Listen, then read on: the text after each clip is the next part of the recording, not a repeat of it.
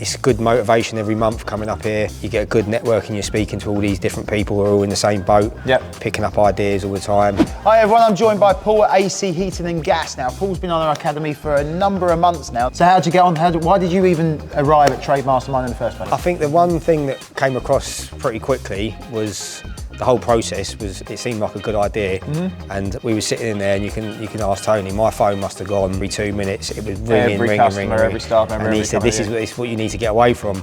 Nice one. And so, how's your business progressed then since you actually joined it? I've done about 40 last year, mostly through stuff like Checker Trade and referrals, recommendations. Now, I'm pretty sure this week we've hit 100 this year. Fantastic. Okay, so have you got any words of advice to anybody who's thinking about joining, who's on the fence maybe? Yeah, if you're thinking about it, and if you want to get off the tools and you want to learn how to build a business as opposed to just running around being a plumber, then yeah, I would probably recommend it. Nice one. Yeah, and just take all the advice that they give you as quick, get it all into place as quick as you can.